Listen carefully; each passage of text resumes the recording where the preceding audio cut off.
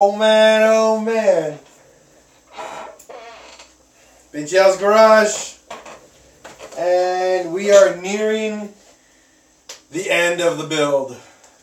Finally. That's all I gotta say is hi, happy holidays, Merry Christmas, and all the other stuff that goes along during this year. Other than being super cold. I know you see me going left and right.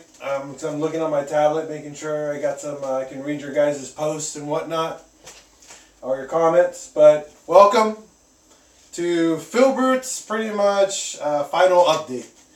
And what a final update means is I got all the parts. Everything is officially done, part-wise, that I have to purchase. Good news is that I finally can go to the shop and invest the last final bits of money to get the car properly, done. What does that mean for you and for me? Well, for me, I get to finally drive the car. For you, you guys get to see the final, pretty much, outcome of all the work we spent together and whatnot. I'm trying to wait up. Just give me a second, guys. Something's up with the stuff here. Oh, there we go. So, now the great news about this is you get to see the last final engine bay stuff that we're going to be doing. We're going to be doing the coolant ball delete. We're going to be doing the power steering relocation. We're going to show you pretty much what hoses you need to cut, what hoses you need to replace to get the job done so it doesn't look like total crap and your engine bay opens up a bit more. So, that being said, welcome to everybody else that's been missing out and whatnot. I'm sorry, but are you guys getting good internet, good feedback right now? I don't know because my tablet's like really wonky right now. Let me see here. Hold on here.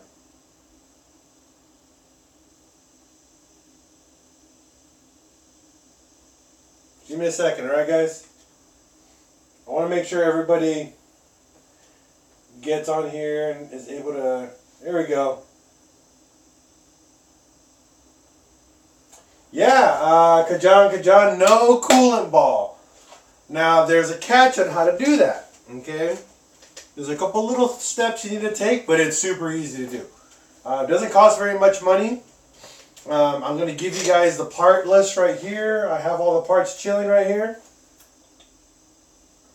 So, we'll show you guys that in just a minute. So, if you guys can see back here, I'm going to try to move out of the way, but I have my intercooler piping, and the last of my install parts over here. And then on the table, I have a demonstration of what you guys are going to have to do for your coolant delete and your power steering hoses and whatnot, okay? Very, very easy stuff. Nothing crazy to do. Luis Alvarez, if you can bring your car to my house, I will help you build your GTI. I'm always loving to help as many people as possible, but back to what we were doing. So, we're going to start off with, let's see here, parts and what you need to do coolant ball delete and power steering relocation. So, coolant ball delete, number one, 2 main pieces. And they're both by an American company called Moroso. Show you guys right here. The part number down below is 63745, and it's a 1 1/4 hose adapter. Okay, this is very vital to your coolant delete setup. Your second item is your radiator cap. Part number is 63320 and 20 pounds or 19 to 21 psi. This is what you're going to need for your coolant ball to be done correctly. Now, with those two parts, what you're going to do, and I'm going to show you what you guys got to do. You're going to need a paper clip, and then you're going to go need, at AutoZone, there's a little green packet called coolant caps. They're like $5. I'll get you the part number later because we're going to be doing that tomorrow at my house, the coolant ball deleting and everything. But it's a $5 cap to block off certain ports on your coolant lines on your car. There's only 2 of them, I believe. I'm not 100% sure. I can't remember. But I'll show you guys later. Yeah, that's normal, Kajan. Whatever, you know. But, so let's assume this is your upper radiator hose. So with those caps, make sure you keep every single factory clamp. And the factory clamps that we need, if you don't know what they look like, let me grab one for you guys here. These guys right here. These little spring-loaded ones. These are probably the best clamps you'll ever get for your car because they hold constant tension all around versus when you use the other ones, when you screw down, most of the tension is only where you screw it down instead of over here. And they also dig into the hose and they rip them. These just dig on them and give you constant pressure. The only next best thing to this that's a step up are T-bolt clamps.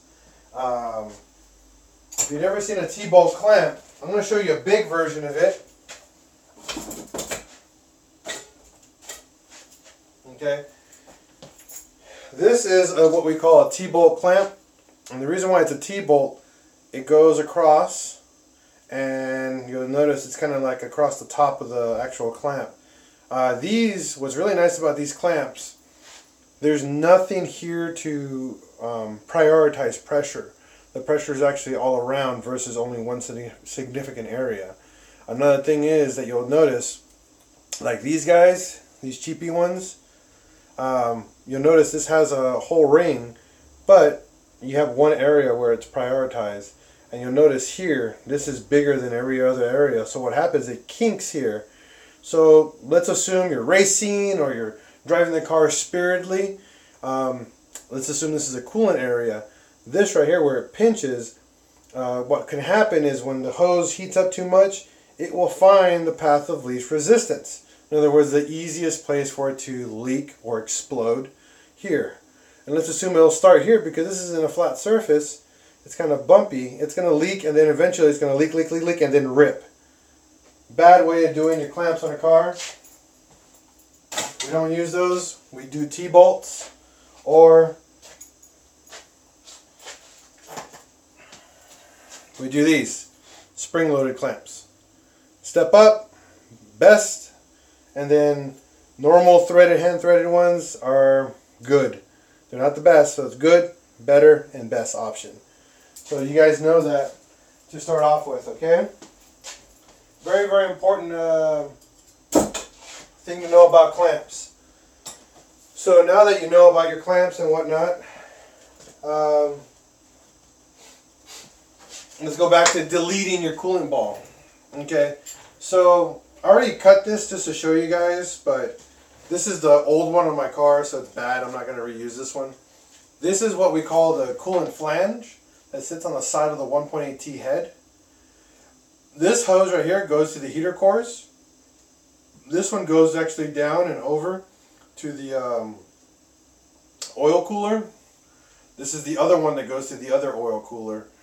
And then this, since the way that we're doing a delete, we're not going to use this. This goes actually to the coolant reservoir, your coolant ball.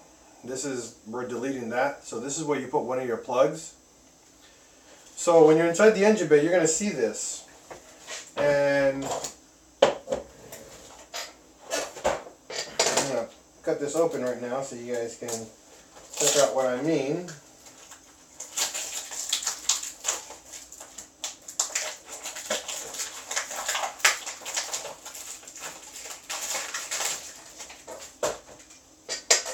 Alright, so you'll notice here this has actually what we call an overflow nozzle. you're going to have to go buy or make a little coolant reservoir that sits lower than this. As long as it's an inch lower, gravity will do its job and feed it to that tank. I'm going to show you guys that one. I ran out of money, so I couldn't buy that.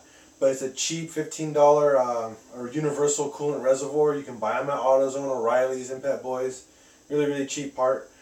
So make sure that this is always feeding this way. If you're going to have it go this way inside the engine bay, which is the opposite direction, you're going to run a hose down, and I don't like the way it looks. I kind of like it this way, and I usually bend it over and down and out of the way so you don't see it. It's all up to you guys how you want to make it look. So this mates to this. Let me see here. I forgot how we did this. Because I know this one fits here. Okay.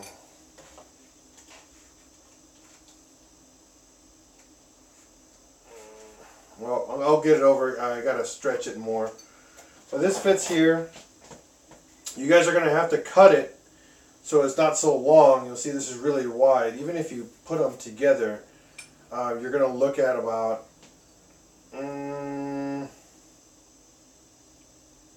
2 inches of extra coolant, coolant hose or radiator hose.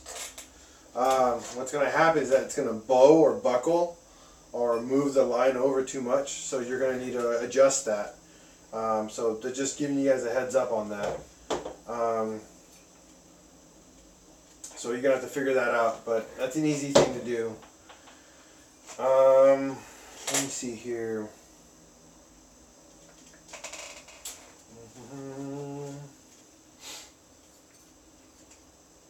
So once you do that, you cap it. That's it. That's it for your coolant ball delete. You put your radiator cap.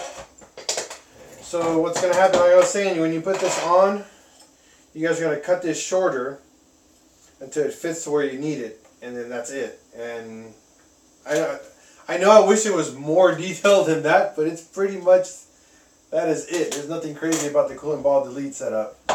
Now that part is the easy part. Now when it becomes a difficult task is this guy, your power steering reservoir. Now I like to fabricate and make brackets. You know, nothing fancy, just something I can bend with the, you know, with the press and just goes. So where your engine bay sits, where this actually sits, the rail, the frame rail, it actually fits perfect underneath of that. So I'm just giving you guys a heads up what we're going to be doing tomorrow, so I'm just giving you guys a general explanation. So that's going to sit underneath that frame rail. You're going to need to take this to your local auto parts store and buy power steering return hose, because there's 2 different sizes for it. Do not use PCV hose because it'll just rot and get flimsy like this. The original, whoever owned this car before me, just didn't know what they were doing, and they used a heater hose. This thing's stupid. It's like the worst thing you can do. You'll notice how floppy it is, and it'll just leak. So, and that was the problem with this one. It was just pouring out power steering out of the seam because it just couldn't do its job. But if you go AutoZone, look for a power steering return line section. They sell them. It's about $1 to $1.50 a foot. You're gonna need roughly about 6 feet, 5 to 6 feet, just because you're gonna try to manipulate things and bend things, and maybe you might not get them right, so you might have to reuse some hose. Just pre-warning you. Tomorrow I'm going to show you guys how to make the bracket for it so it mounts in a nice spot and it's out of the way. It's really, really easy. You are going to need to get some nuts and bolts for this project. Really, really simple. Coolant ball delete, reservoir relocation. Make sure you guys get a cutting wheel. If you have a Dremel, even better because it's smaller and you can cut it in a closer area. But if not, because you're going to be cutting the return line on your power steering on your rack, the metal line. So be forewarned right now, you're going to have to cut it and you're going to have to bend it a little bit out of the way. I've done it. It's really simple, but you got to be careful. You cut too much and it's not going to fit the way it's supposed to. So I'll make a video, and I'm going to be making a high-end video for that too, a nice high definition one.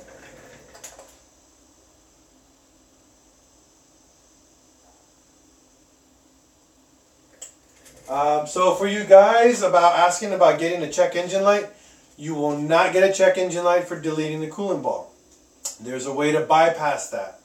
The sensor that sits on top of the coolant ball is what we call a resistant based sensor. So as long as there's constant electricity going through it, it's always going to say it's on, it's full of coolant. So all you got to, that's where I told you guys you need a paper clip. What you're going to do is cut a paper clip, bend it 90 degrees, bend it a full 180, put it in that sensor, wrap it with electrical tape, make it nice and safe, out of the way, done. That will solve your coolant ball level on that part. So that's, for that question, you guys are easy.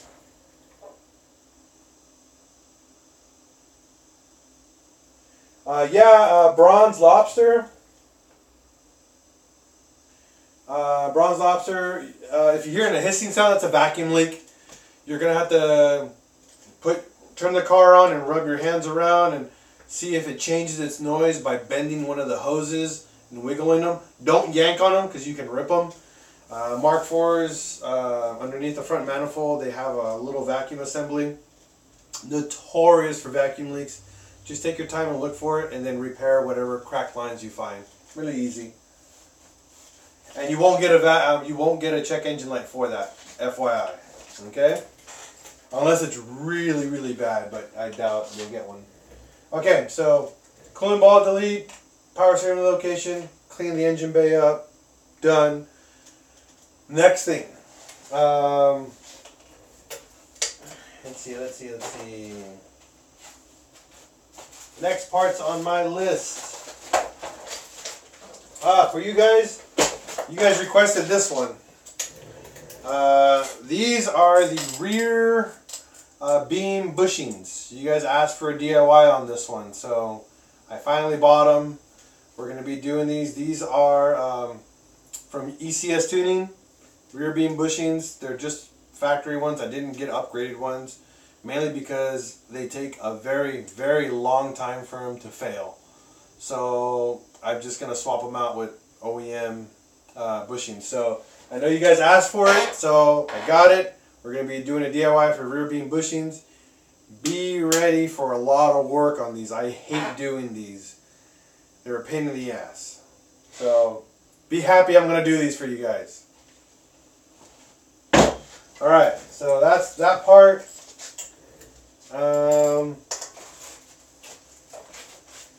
Let's see here. Alright, here's the other two parts that I just got.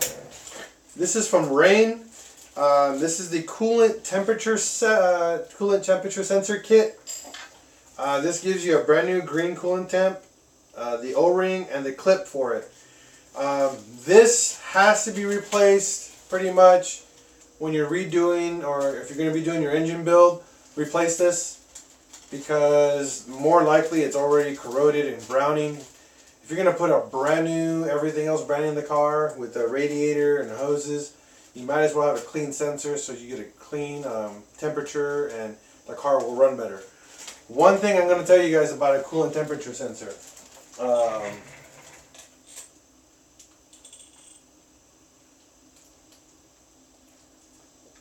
What Leighton is saying about spraying some carburetor cleaner or starting fluid, that is also a good thing to do when the car is running, because adding fuel will actually make the car rev up higher.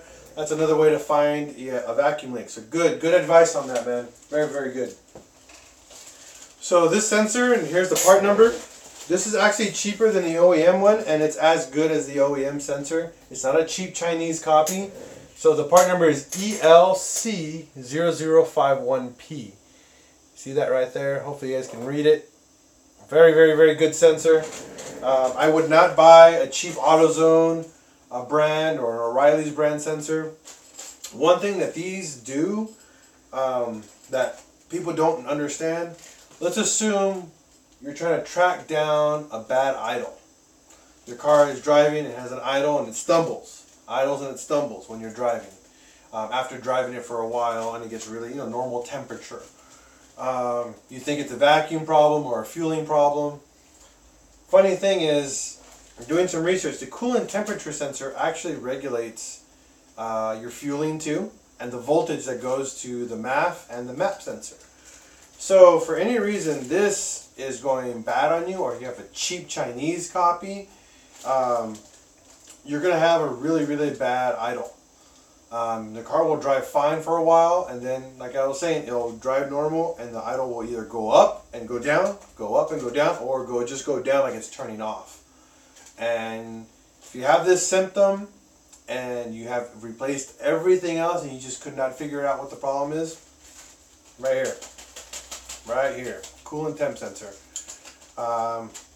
I've pretty much replaced this and solved a lot of my problems in my car once a couple years ago. So my good friend Tim, who works at the dealership, knows about that problem, and yeah, this is one thing you're going to need. And my other last piece of my puzzle is the throttle body gasket.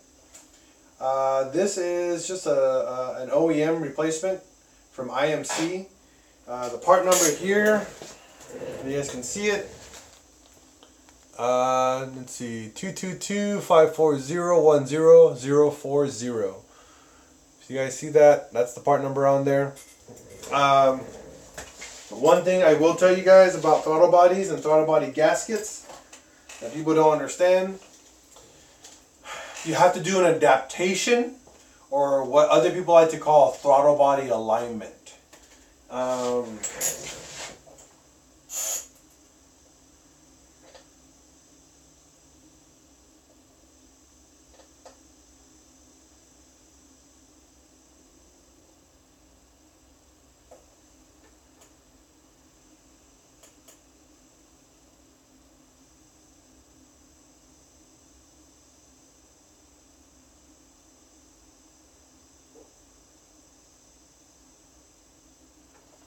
Yeah, I mean, John, that is a good way to find vacuum, but when it comes to vacuum, that's sucking in, not going out. So pouring soapy water actually is a bad thing because they could suck in water into the engine.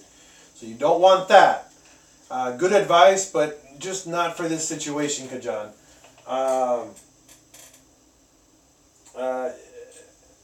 Vacuum is very, very tricky.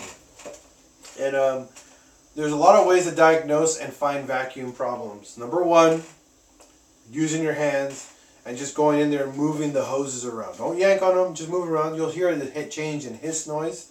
That's number one.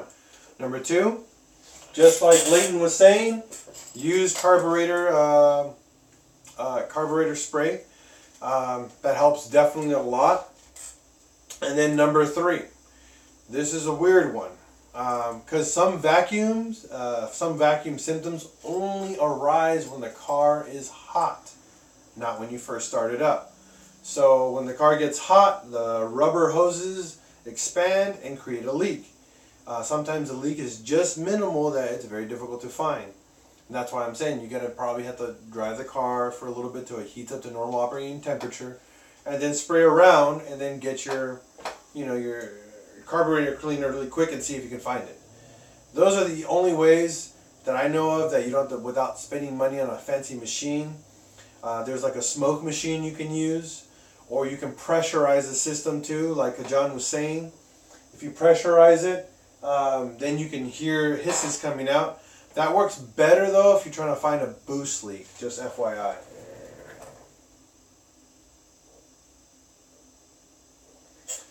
Misfire at a high RPMs can be a bad coil pack or pretty much a bad spark plug. That's honestly it. Misfires are pretty easy to find and detect. You should get your car should give you a code for which cylinder. Pull out that cylinder's coil pack, swap it with a different coil pack on the engine bay. So say if it's number 3, move number 3 to number 1 and number 1 to number 3. Drive the car and see if it does the misfire. Now if your misfire changes to cylinder number 1, then you found the problem. The coil pack is bad under high load, so it's not sparking correctly. Now let's assume it doesn't change at all and it's still on number 3. Pull the spark plug out, check it. If it's pretty dark or really brown, bright brown, time to replace your spark plugs. Spark plugs should be replaced every 30,000 miles if you're using iridium or double platinum. If you're using copper, I'd say 10 to 20,000 miles, if that. Depending on how you drive it, I would probably change them every other oil change, because copper plugs are super cheap. You're looking at around $8 to $10 for a set of plugs, versus your $15 a plug when you're using platinum or iridium. So that's just something that you guys can think about and ponder. Okay, so now that we went over coolant delete, power steering relocation, rear beam bushings, throttle body. I'm finishing up on throttle body. So, like I was saying earlier, adaptation, or what everybody else can call it, throttle body alignment. So, when you remove a throttle body, you change its alignment. I'm trying to find a throttle body for you guys. I don't have one around here. It changes alignment. So what happens with the alignment change when you take off a throttle body, the mixture of air and everything is not as what the car thinks it is, or the flapper door isn't opening correctly. It's not positioning itself in the right spot based off your input on your gas pedal. This is all for drive-by-wire, not the cable-driven throttle bodies. So pay attention very, very closely, because if you ever remove a throttle body and put it back on, the car runs like total crap. There's an easy fix. You don't need a VACCOM. You don't need to take it to the dealer. You just got to perform what we call an adaptation. It's very, very simple. So step number 1, disconnect the battery. Very simple. Positive, negative, take it off. Step number 2, press on the brakes about 4 or 5 times. What happens when you disconnect the battery, the capacitors for the airbag or condenser, I forgot the name of what the actual sensor that hold the residual charge, have to be discharged. So by pressing on the brakes, that turns on the lights, that turns on the sensor for anything that's plugged in. That will pretty much turn everything off and lose any charge that's left over in the system. Okay, step number 3. Grab positive and negative cable and touch them. Okay? The battery is not involved in this situation. Just touch them for about 5 seconds. Let them go. Okay? That will automatically, like again, remove any residual charge in the system. So, disconnect battery, press on the brakes, cross the wires. Step number 4. Okay, this is where it gets a little technical. You're going to need a timer, okay? And set your timer for 1 minute. So if you guys are listening, 1 minute, okay? Bring your phone out or whatever, just get a timer. And then what you're going to do is grab the battery cables, positive and negative, or negative to positive, I can't remember the pattern, but plug your battery back in. Go to inside your cockpit, close the door. You're going to put the key in the on position, pretty much all the way over before you crank the car on. Once you hit it, immediately start your timer for 1 minute. The moment it hits 1 whole minute, you put the key in the off position. All the way off. Don't take the key out, just put it off. Reset the timer and go for another minute. Okay? Once it hits a minute, immediately pull the key out and wait 1 minute. So this takes 3 minutes. The entire job takes about 5 minutes in total. Okay? Once you're done, put the key in and turn the car on and let it run for about a minute. Turn the car off, turn it back on. Adaptation is complete. Easiest and most helpful tip I've ever had in my life, because I've had taken off throttle bodies and I've had to tow my car to the dealership because I couldn't get it to run, because I removed the throttle body for cleaning. So I taught you guys now how to use adaptation. Hopefully you guys can use it in the future. Thank my buddy Aussie for that. Awesome guy. He's the one who taught me that a couple years ago, and I've always used that to help people out for getting that done. Alright, so that's all done. Gasket's done. Let's see here.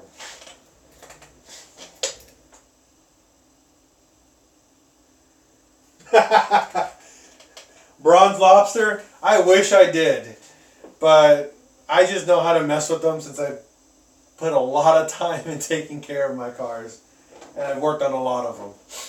Okay, so all that's done.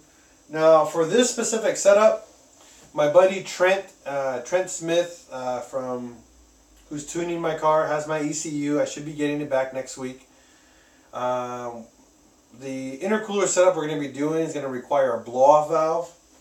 Now, I'm going to hate myself for this, but because of my budget, I'm going to have to do it this way for the time being until I can afford a real one.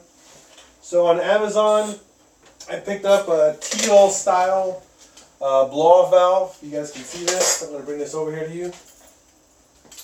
This is a V-band style blow-off valve. Ran me about 70 bucks. It's a universal style. This part right here gets welded into your intercooler piping, and it's got a T-bolt clamp so you can mount it. This is what we're going to be using for pretty much for our setup, our build. I'm going to save my money very quickly and get a real one, but for the time being, this is what I'm going to be using. So that's that one. That's a part you guys got to put on your list. A real blow-off valve, or if you can't afford it, get a cheapy one. This is only meant to hold about 20 psi, so we'll see how it holds out, if it can even do that. Next big modification or part for my list. These are what we call fuel injectors. Bosch EV14s. These are the 630cc injectors for this turbo build. Part number will be 0280158 Alright, these are a direct install, no spacer required to run these. And meaning by spacer, your fuel rail, depending on the injector style, if the fuel injector is too large, you need to space it out and then have this installed correctly. If not, it won't shoot a pattern. I got these for 160 bucks, and they come with the adapter clip here, so they can mount to Mark IV harnesses.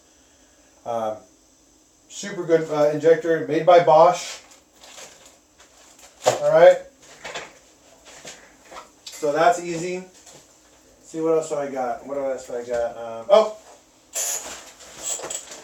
This is the Mark V wire harness covered jigger. You guys seen this before? It just makes the harness look nicer on top of the valve cover. It's also kind of a heat shield for your wiring. Really, really good. Part number on here is pretty much 06F971824C. Runs about 25 bucks. Really, really good part to have.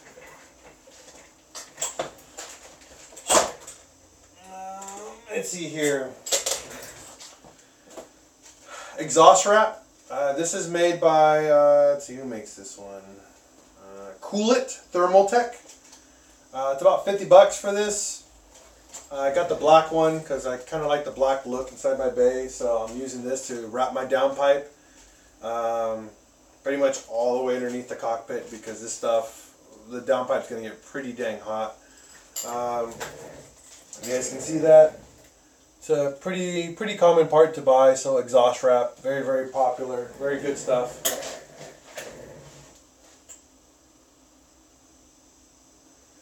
For Leighton about that, right now I'm not going to get rid of it. I have an idea, so I'm going to try it out and see how it comes out and down the road. If not, I'll get rid of it eventually. I have a really cool idea for it right now. Right now, what I ended up doing is I cut it 3/4 of the way, so it only comes out about like 4 inches from the firewall, and then the rest of the wiring loom comes right out. It's a lot shorter, so I'll show you guys later how that looks. Okay, so now that we did exhaust wrap, all that, intercooler. Again, back to me having a budget. This is the intercooler we're going to be using. It's a cheap little Amazon intercooler or eBay intercooler. It's about 150 bucks for this guy. I'm doing same outlet. This will be running on the intake side of the car, not on the driver's side. So this will be mounted, and we're going to have it sticking on the passenger side and routing everything through the passenger side of the car. We're going to keep all the intercooler piping on one side. Easier to manage boost leaks, easier to maintain. Everything's easier. So I'll give you guys later dimensions and where to get it if you're guys going to go this route. Okay.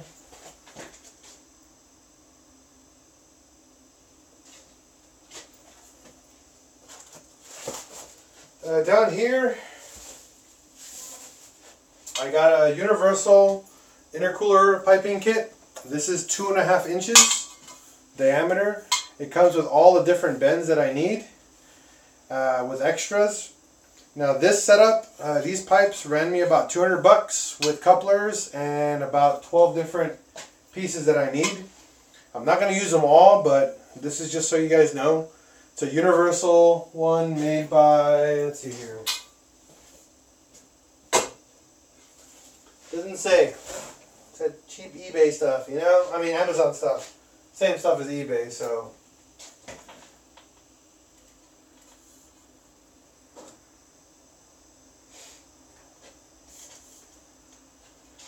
So we're going to be using this. Now I'm going to be jerry-rigging this piping onto the car so I can get the car running. I'm not going to be able to drive it. We're going to get it running because we're going to end up towing the car to RPM, which is Richard's Performance Muffler in Oceanside, California, where he's going to do his magic and weld up all my piping. Because I want this all welded in, and I want it to look way nicer than just having piping couplered in. So I'm definitely not gonna do a DIY on how to do this, unfortunately, because this is kind of the one part where you either buy a kit that fits or you make your own kit, which I just did.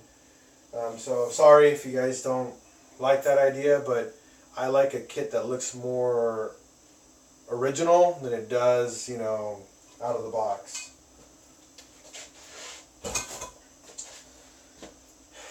And that's it. That's everything that I pretty much were at.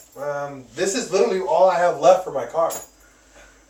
Once this is all installed, the goal is to drop it off at the shop. Before we drop it off at the shop, we're gonna, like I said, we're gonna jerry-rig it to run on my so I can get the engine started to break in. The initial one is we're gonna do a contaminant run, which means you dump a bunch of oil in it. I'll tell you guys what kind of oil.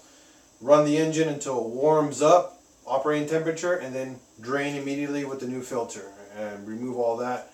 And then we're gonna check for contaminants. It's a really cool thing you guys are gonna see. We're gonna show you guys. We're going to show you guys how you know, a first engine run looks like. We're going to cut the filter open and see how much metal debris gets put in there. Kajan, the exhaust is actually going to be full-on custom. I have a custom downpipe made for the car already that I had from my previous build. It's all going to be custom, so I'm not going to be able to tell you what I'm going to be using. The company, though, that's going to be doing it for me is called RPM, Richard's Performance Mufflers. Legit. I mean, these guys make amazing exhaust systems. Really, really affordable. On top of that, the guy, Richard, I actually know personally, super cool guy. He builds trophy trucks and like buggies, off-road vehicles. They build a lot of crazy stuff. So, yeah, it's going to be a Cat Delete, a straight 3-inch exhaust system all the way to the back with the MagnaFlow muffler. We're going to try to do a large, very large muffler to keep the noise down, especially because I don't want to attract that much attention to my car. I know it's kind of stupid to say that, but attention I don't need right now in California, especially with the fully built big turbo Mark IV.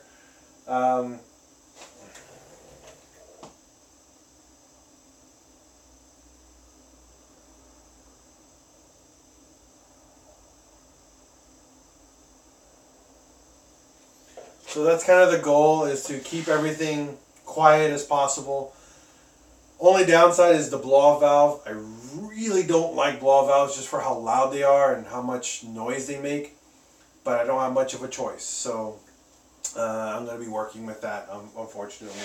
So I'm going to read your guys' comments right now. Give me a second here. For Saul, yes, there's a big brake kit that I'm going to be getting. And I'll show you guys how to do it yourself. It's super easy and it's super affordable. We're not even going to be in the thousands of dollars. We're going to be in the hundreds of dollars to do it. So there will be a DIY for that later.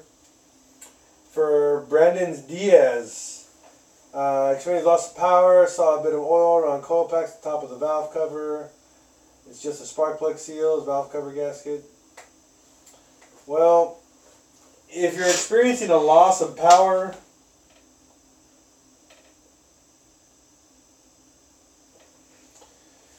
that's hard for a 24 valve. You definitely gotta look for vacuum leaks. Check your spark plugs, pull them all out, inspect them. If they look, like I said, really dark with carbon or very bright with carbon, like bright brown, you're due for a replacement, okay? So dry that first, replace the valve cover gaskets, and run your car afterwards and see how that works.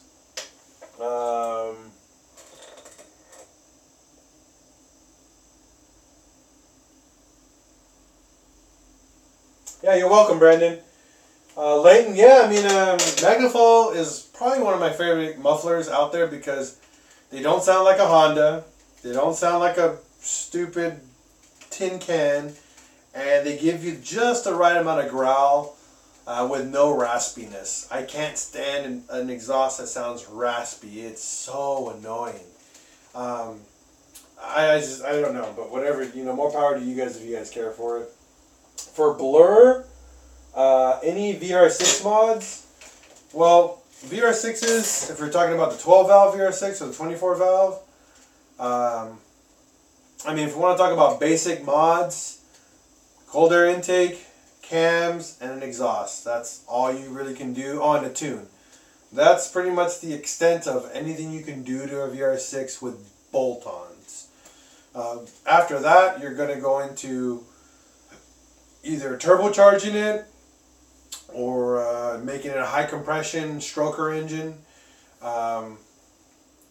which, you know, costs either way about the same amount of money. So personally, I would go to a head spacer, big turbo, call it a day, make 400 wheel horsepower, 300 to 400, just depends on how you build it.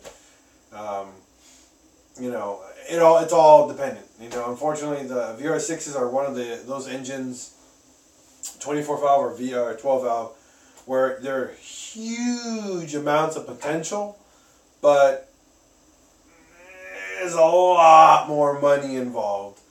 However, the end result is by far superior to the 1.8T. You know, so I got nothing against it. Now my 1.8T, cheap, affordable, easy to build, easy to put together, easy to find parts, easy everything. Everything's easy about a 1.8. So hopefully I give you at least some type of information. Hopefully it helps out a little bit.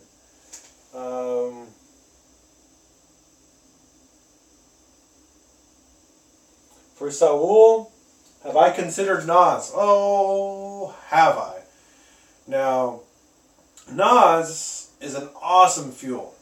Definitely awesome alternative to, instead of like going big turbo and whatnot. Downside is, if you don't build your motor for NOS, don't run NOS. Just don't. There's actually very specific types of materials to use, definitely different types of head work that has to be done for making a NOS engine run better. NOS is definitely an awesome way to get an extra 25, 50, 100 horsepower, but if the engine isn't built correctly, you will literally blow it up in a heartbeat. So that's why I've never gone that way. I prefer water meth or ethanol injection. Very, very safe, very conservative, and it's more, you can run it daily if you wanted to. You just gotta know how to do it correctly. And it's easy. It's an easy 15 to 35 horsepower, depending on the type of system you run, and it's super affordable. So try that. Let's see.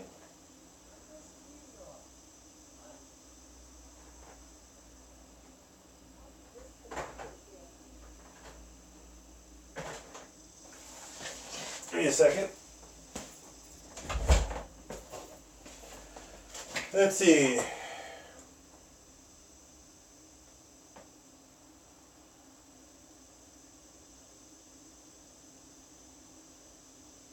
Yeah, man, it could be an injector, but it's difficult to tell you, man. For Diego Diaz, E85. E85 is an awesome fuel alternative too. Definitely a 10 to almost 25% increase in power, but almost a 15% loss in fuel economy. 50%, okay? So if you get 280 to 300 miles on a full tank of gas, expect about 100 to 150 miles of tank of gas. You get that extra boost in performance. You just got to upgrade the injectors, upgrade your fuel pump. I definitely recommend upgrading your lines, your fuel lines, to something more durable, because E85 does eat through rubber and a little quicker than normal. So it is an awesome alternative fuel. I love it. It's amazing. I can get it anywhere around here in San Diego where I live. I'm just not a fan of how bad the fuel consumption is. I like my car to have 200 to 300 miles on a full tank of gas. You know, all I'm going to end up doing is just running higher octane, and I can still have my fuel economy. So it ends up being about the same amount of money for a full tank of gas with the same mileage with one tank. You know, let's assume you get 150 miles to a full tank of gas on E85. That runs you about $25 a fill. So to get the same gas mileage on gas, you're looking at $100 and something. No, $50 to $60 to get the same gas mileage, but then you have to fill up twice, and that's only for daily. And if you run it hard, probably add another full tank of fuel, so you're looking at about $75 to almost $100 of fuel. My one tank of gas, let's assume I'm doing 95 or even 100 octane gasoline on my build. Usually 100 octane gasoline here in San Diego is about, what, I say $7 a gallon. I think it's a little bit more. I can't remember, but I think it's $7 or $8. So technically, it's actually cheaper. Now, the great thing about E85 is it's super tunable. You have more timing. It's just so much better. But it's just for daily purposes. I don't see myself using it. Let's see.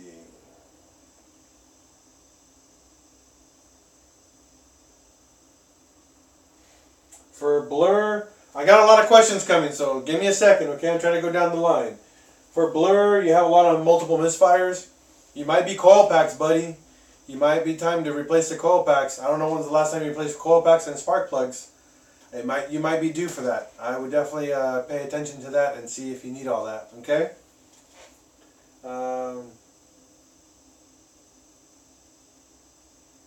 Yeah, I mean, even your driving styles for Diego, even if you drive like an old man like me daily, E85 is horrible gas mileage. I don't care who you are. I've already been in 3 cars that are tuned Mark IVs with E85, and they just shit. They just suck. They just suck like crap.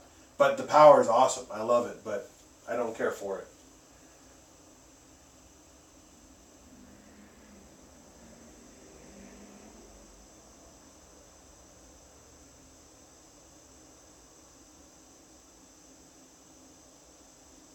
Yeah, you're welcome, Blur. You're going to have to start taking that stuff apart and start cleaning and start replacing parts. I think you're due for some big maintenance on that car. Yeah, Diego, the gains are amazing, but your gains don't outweigh the cons, you know? If this car wasn't a daily, I will honestly be on E85 all day. All day. Just not worth it for daily driving. Especially, say, if you travel as much as I do in a car. I mean, I remember 1 year in my Mark IV, I put almost 70,000 miles on my car. So think about that. 70,000 miles. And a lot of that stuff was, you know, for one tank of gas or one tank of gas immediately to make a trip. Now let's think about you going cross country or just going to go. I mean, I have friends that live up north in California in Fresno. I will make a trek from here to there on one tank of gas. Imagine me here. We have E85 almost anywhere in San Diego, but now that I'm cutting cross country, not cross country but upstate, and I can't find an E85 gas station, I'm kind of SOL. I'm going to have to go pump fuel into it, and I'm going to have to run the car until it's an empty gas tank and then put gasoline in it so I can run it. You know, that's a too much of a hassle for me, especially for a car that I'm going to daily versus, you know, just a weekend warrior, you know?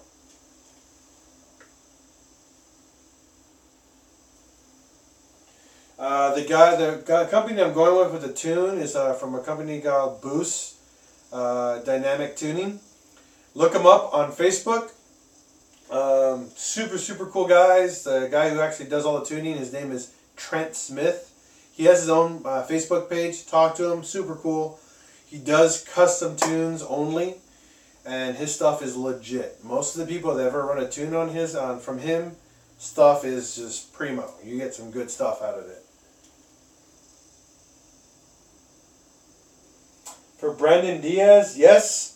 I do have an Instagram and I do have a Facebook page. My Instagram page is Friends of Fast, one word. My Facebook page, just look me up, PincheAls Garage. That will have my personal page on there, and on Filbert's page as well. So there's a bunch of stuff you can use to follow me and hit me up and message me and blah blah blah.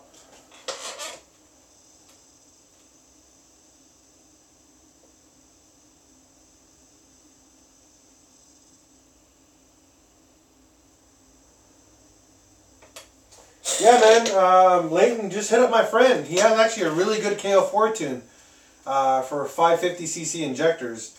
I don't know which KO4 you have. If you have the KO4, that's kind of like a direct bolt-on from the KO3, then you have to use 440cc injectors, but he has a really good tune for that with a nice two-step and some launch control too. So hit him up. Trent Smith, Boost Dynamics Tuning, or Boost Concept Tuning. I can't remember now. Ugh. It's irritating. Let me see if I can find them really quick. Give me a second here, alright? And then I'll show you guys.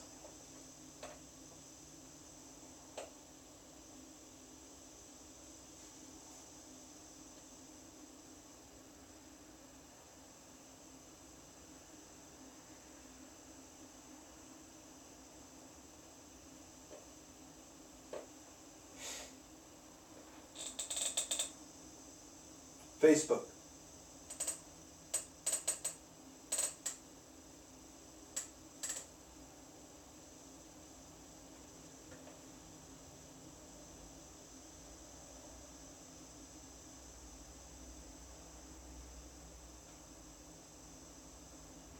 Hey, just give me a second, guys. I'm going through my tablet. I'm sorry if I'm not looking at you guys. Just trying to find all this info for you guys, okay?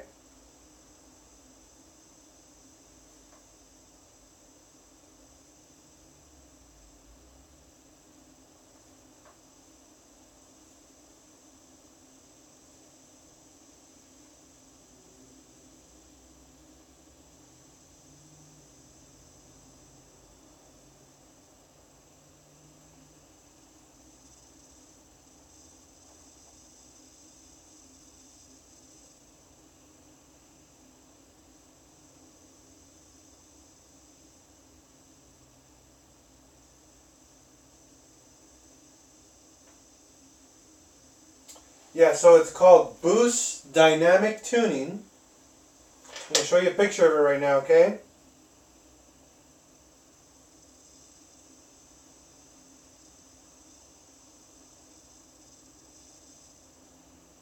me a second here.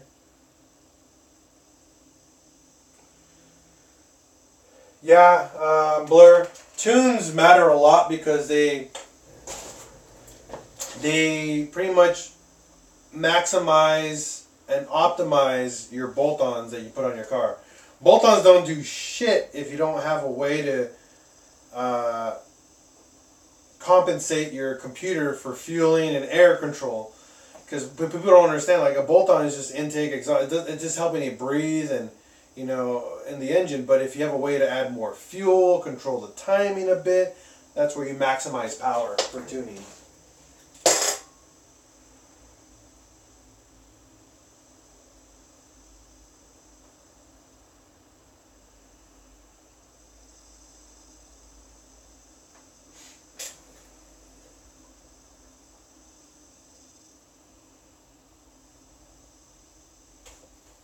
So I'm going to show you a picture of what you should be looking for.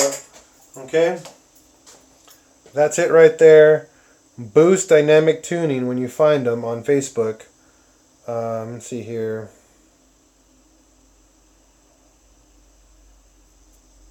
Hopefully you guys saw that, but they have a public page here.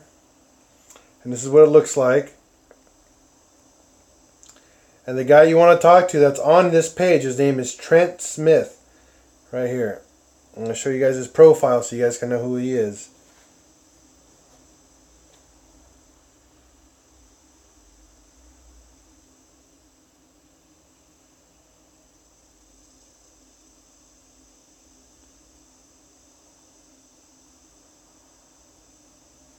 Come on.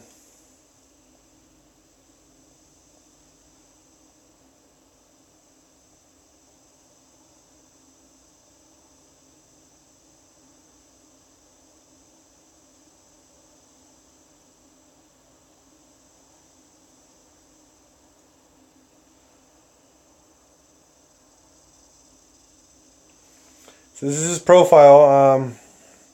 Hopefully you guys can see that. So you know who you're looking for when you want to talk to him. And when you guys do find him, Trent Smith, and this is what his profile picture looks like, make sure you mention me. Say that I'm hooking you. I'm telling you guys about him and about what he does and tuning. All right.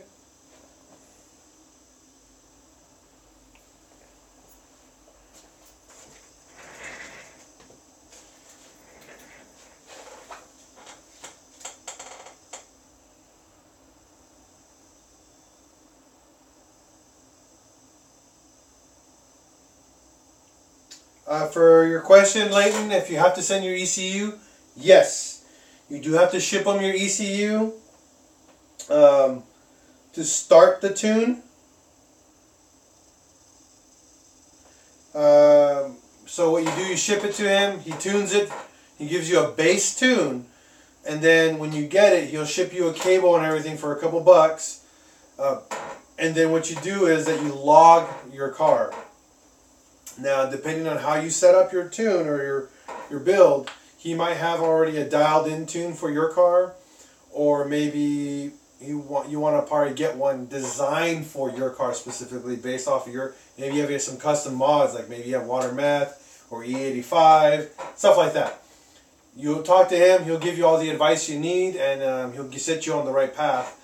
And then once that's all taken care of, he can flash you from home once you have the ECU started from him. He'll give you everything you need to flash it. He sent me this little cable right here. Pretty much this is my code reader for my car, and this will let me reflash my ECU. So that's something that you will know.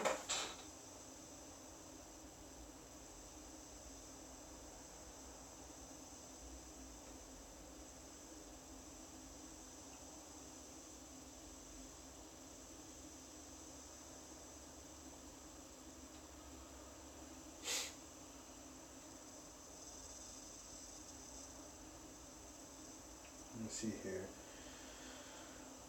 For Saul Fajaro, what other cars do I like?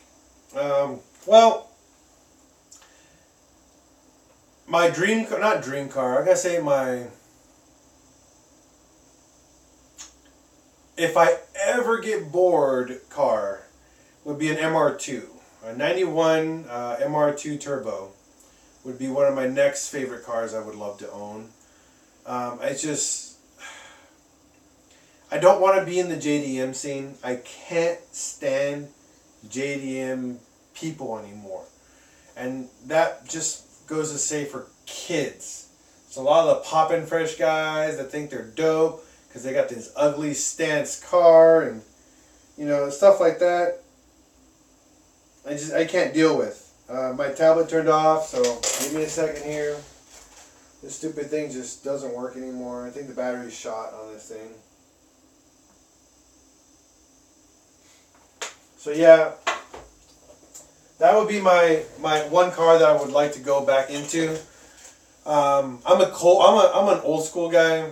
I like my air-cooled cars. I like my bus that I daily right now.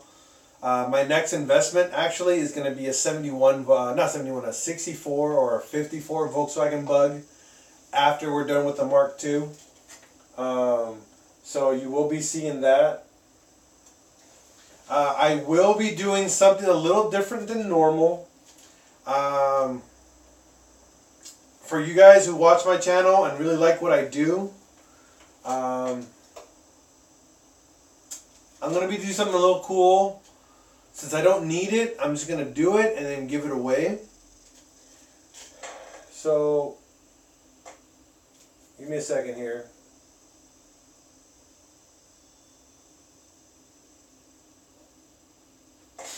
And what that means is that I'm going to build a motor. Since I get a lot of VR6 questions, I'm going to do something that I don't do because you guys asked for it. And I love you guys. I love working with people and having fun.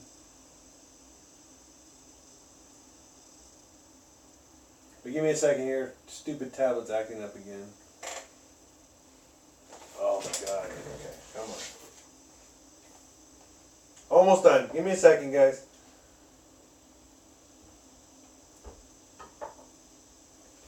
Okay.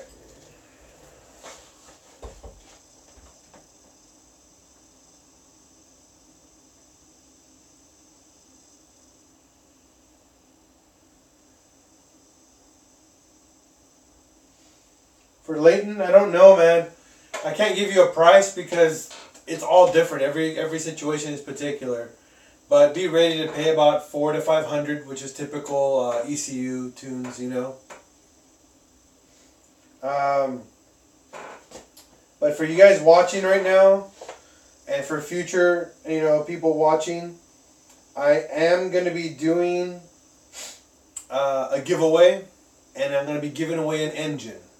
We're going to fully build a VR6 12-valve engine because I don't have one here, so I'm going to build one, and we're going to give it away. Now, the way that's going to work is that I have to raise money. So what I want to do is, because I'm not going to need it, I don't need the engine for anything. I have no purpose for it. So what I want to do is build an engine and then just give it away. But the way that I want to do it is I want to break even, or at least build it and not pay anything for it and then just give it away to you guys.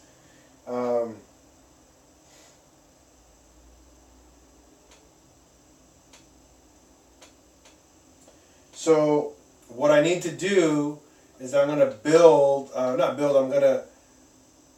know if you guys see it, but on my YouTube page, I have a community section, and it's where I post things that that's coming up and what's going on. Eurodyne is legit. Eurodyne is really, really good, but be ready to wait for stuff to happen. It's a slow tune, and you don't get really fast responses from your tuner. So I have nothing against them. They're also a good way to go. So build this engine. But before we build it, I need a sum of money, obviously. And what I want to do is I want to build a turbo VR engine. And like I said, give it away. But there's a catch. And the catch is, again, going back, I need money. I am not going to fork out any money myself personally to do this, because I don't have any to do this right now.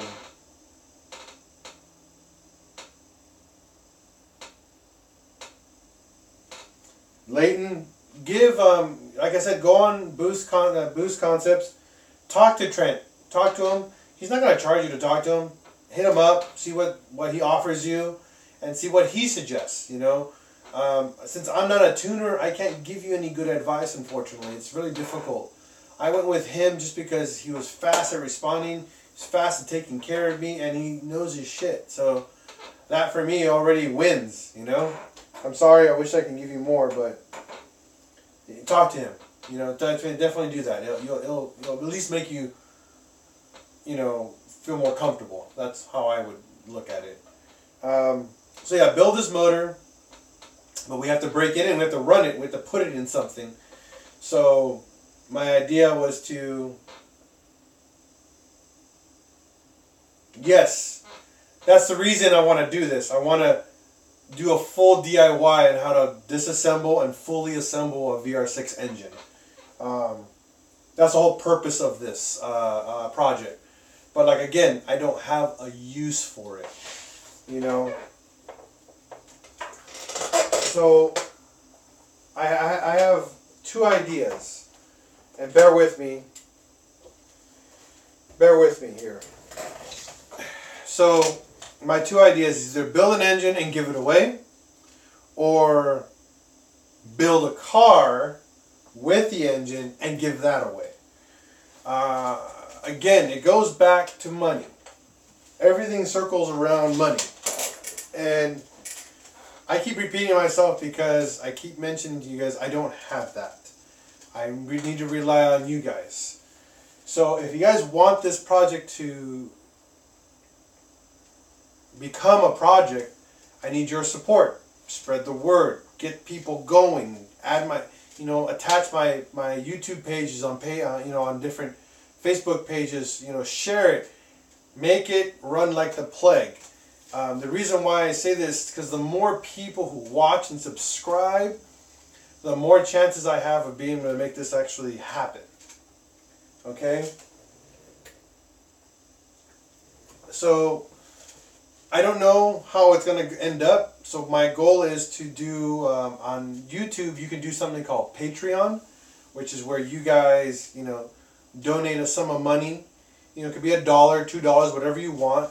And what it is that once I bank whatever I make, I have a goal, and it's kind of like GoFundMe, but the big difference is that I'm going to be doing something for you.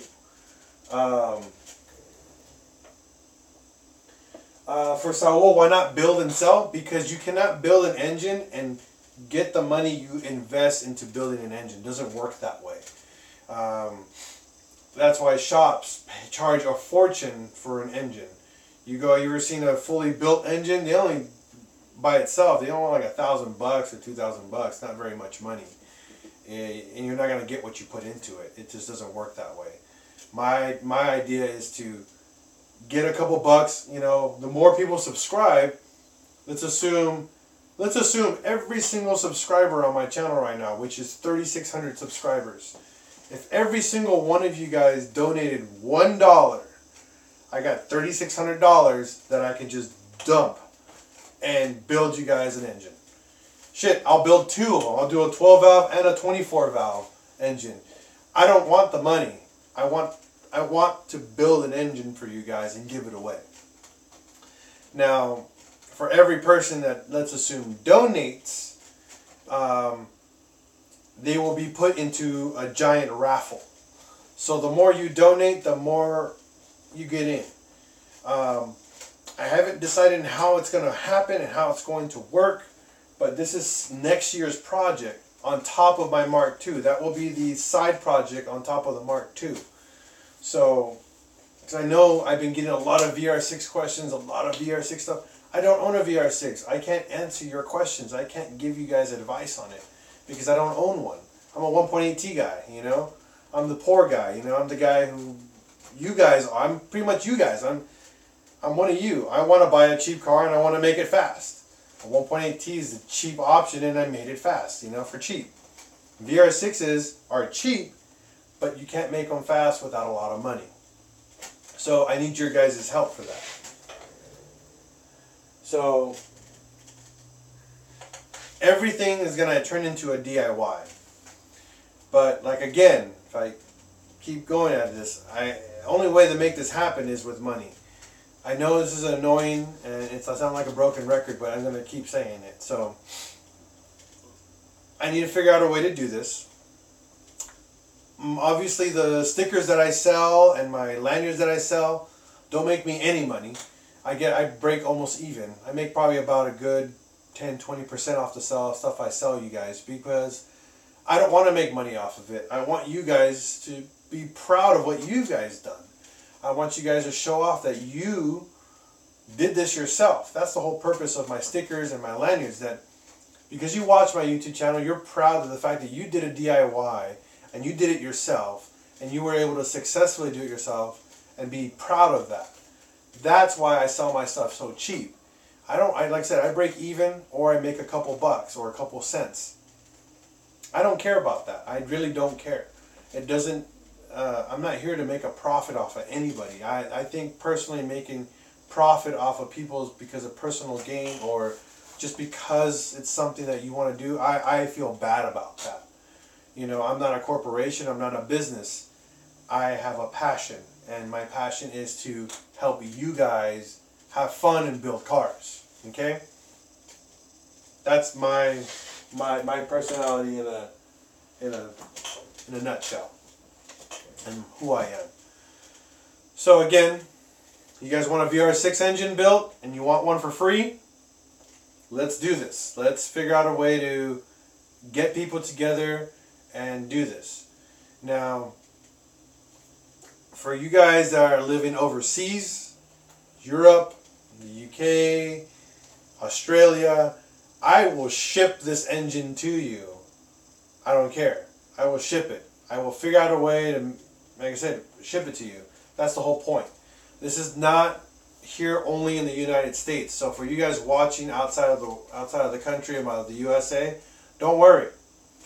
You're taken care of by me. I'm going to do the best I can to make my idea and dream come true for you guys. Okay? So if you guys want to go this route, let's do it. But we need to have my YouTube channel spread like the plague so you guys can have a much more fun experience. Because I do everything out of my pocket. So everything you've seen here in the background and all this stuff, this is me working 2 jobs, guys. I work almost 15 hours a day. Okay, 5 days a week. Think about that. You know, 15 hours a day. That's a lot. I'm very tired. Plus, I have a bad back. You know, I'm not very healthy as it is because of my condition. So, I work my ass off. You know, and to come back to where I left off after a stupid accident with electrical fire, you know, I came a long way.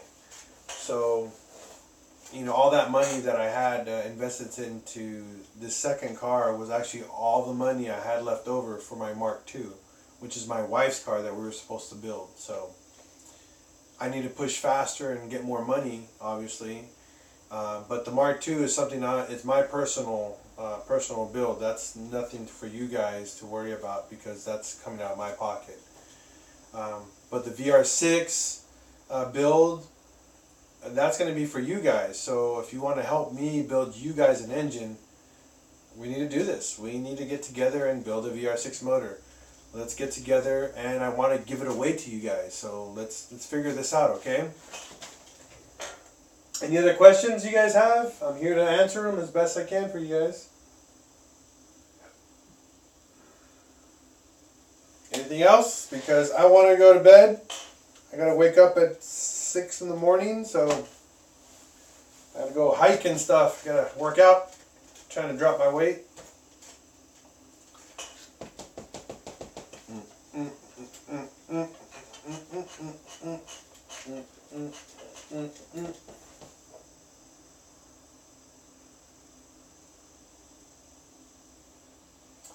Saul.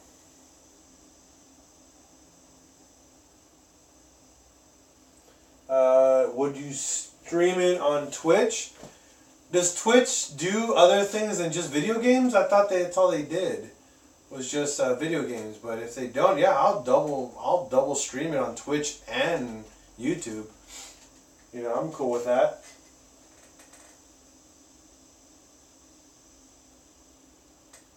For blur, does changing the fuel filter? Hell yeah, it helps.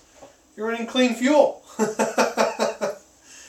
So yeah, I would definitely recommend swapping out that fuel filter. Usually we recommend every 20 to 30,000 miles for a fuel filter replacement.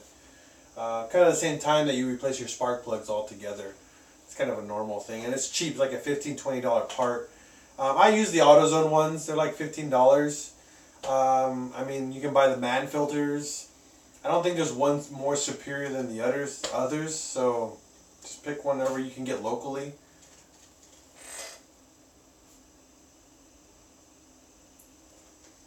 For Leighton about the bay, I already have on my YouTube channel something called Wiring the 18T. That's the how we wired up the engine bay. So check out that one. I have everything. I showed you guys everything how all the wires run into the engine bay. So check that one out. All right, Leighton.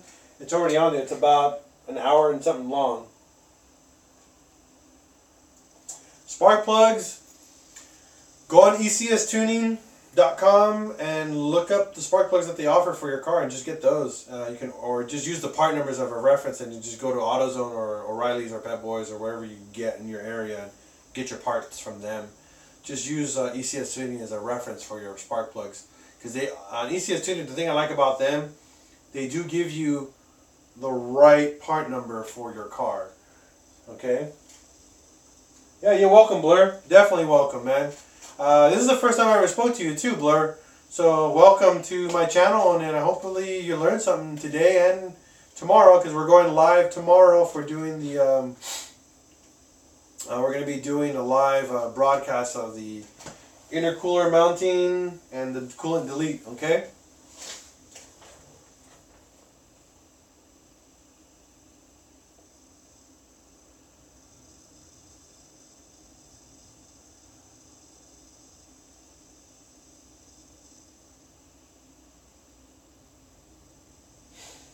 Leighton, since the last one I've done, I have not touched it.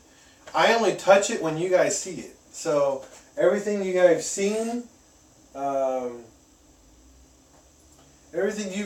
it's been live. Everything I've touched in the engine bay and that stuff has been 100% live. I don't do anything behind the scenes. I want you guys to see it. Now, if I do something behind the scene, it's probably because it's stupid and boring and it doesn't really matter. So it doesn't make a difference. Like me putting together hoses, I don't think it's vital for you guys to know it. It's pretty common sense on how to do it, so I'm not really going to push that. But things that actually matter, everything has been streamed and shown to you guys. Everything that matters.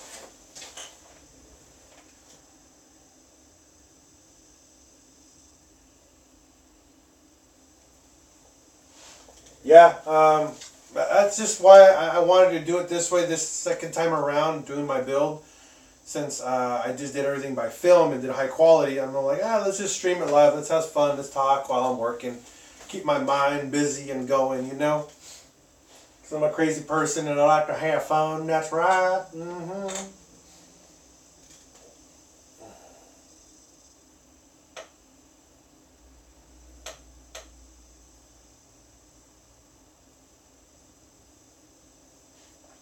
Yeah, I mean, I think I'm the most thorough YouTuber, boob-tuber online right now for Mark IVs. I think there's nobody else that beats what I do.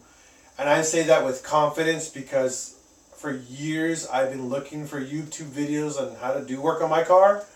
And I got super irritated with it, so I started just doing it myself. You know, I'm on here now for 4 years, so I'm glad that you guys enjoy what I do.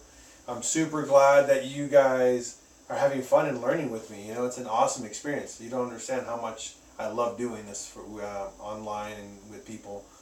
I know I'm not very consistent on posting all the time. Unfortunately, I do have a life. I do have a wife, and I also take care of my nephew, who's my little 4-year-old son. So I'm a pretty busy person when it comes to life in general. But I dedicate as much time as I can possible with you guys online or even afterwards. So I'm very, very happy, and I'm very, very proud to say that I love what I do.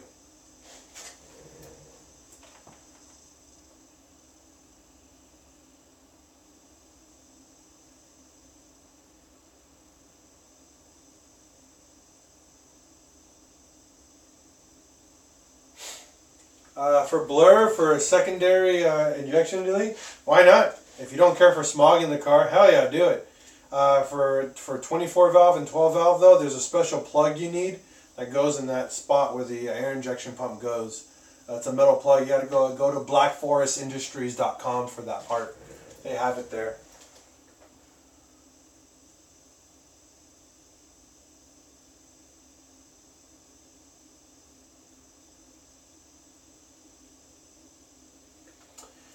Yeah, you'll get a code if your cat's missing.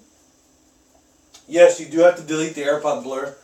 But if you have a proper tune, it's not going to care. It's going to run, the tune's going to have a cat list, so it doesn't care for the cat. The tune that I'm going to be in doesn't care for the cat, doesn't care for the smog equipment, doesn't care for the secondary airflow. So I won't have to worry about any check engine lights for that. Because the tune, anybody who does a proper tune, which isn't off-the-shelf tune like Unitronic or GIAC or APR, those guys have to play by the rules, in other words, by the law.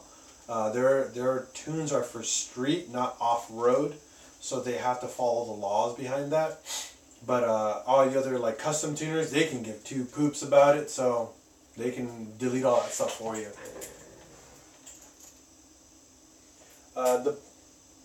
The plug for the secondary air injection underneath the manifold, Black Forest Industries. You should be able to find the SAI pump delete plug. I believe that's what it's called. I'm not 100% sure what it's called on there, but you'll be able to find it. It's like a little metal plug that has like an offset hole on it, so you can bolt it into place.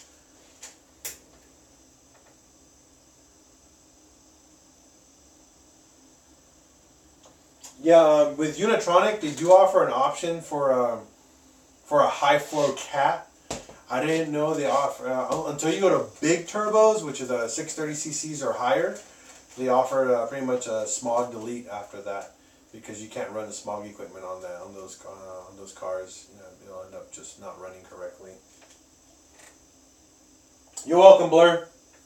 You're welcome, buddy. If you guys have any more questions, ask it now, because if not, I'm going to bed.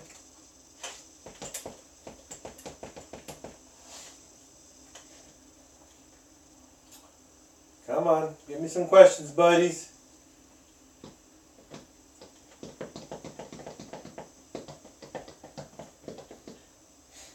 And all I'm doing is giving you guys an update for Filbert for tomorrow.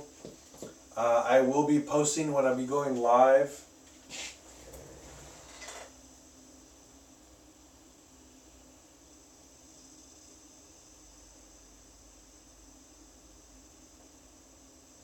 Yeah, I never heard of that.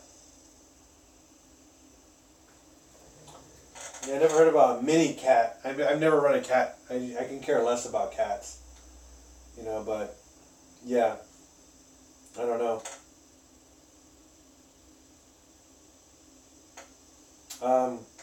I will be starting my live stream tomorrow around 11-ish. Just depends when I'm done with my hike. I'm going to try to end my hike a lot sooner than normal. So I will be posting later on YouTube when my live stream will start. So stay tuned for that. Even if you guys don't get to watch it live, you guys can watch it afterwards.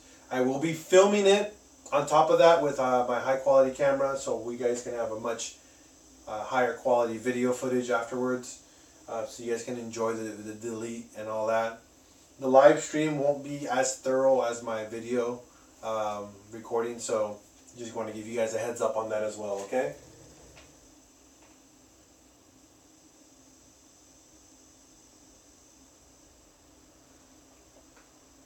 Oh, interesting. I never knew that. I never seen that before. Usually I just run a spacer if you guys want to just avoid tuning the car. You run an O2 sensor spacer and you don't have to worry about tuning the car anymore for deleting the O2 sensor. For deleting the cat is what we call it. Just an O2 sensor spacer, what I call it. Alright, gentlemen and ladies. I don't know if there's any ladies on here, but if there is, more props to you. If there isn't, well, at least I acknowledged you. I always hope there was more women on here. I love to talk to some Volkswagen girls. Not very many around, but you know, they do exist. There are very few of them, but they do exist. And you know what? I'm proud of you guys. If you guys do work on your own cars or work on them with your husband or boyfriend, whatever you guys want to do, or a girlfriend. I don't care. I don't care for sex and whatnot. I mean, you guys are all awesome. To me, people are people. No difference between male or female for me. But again, thanks again for watching this live stream at PincheAls Garage. See you tomorrow. Be safe. Have a good night's sleep. I mean, I'm sure am, because I'm going to have to wake up stupid early. And then we'll see you tomorrow. Be ready to ask questions. Be ready to pretty much work with me, because that's what we're going to be doing tomorrow. So as always, break, fix, and repeat, because that's what we do here at PincheAls Garage. Peace, people.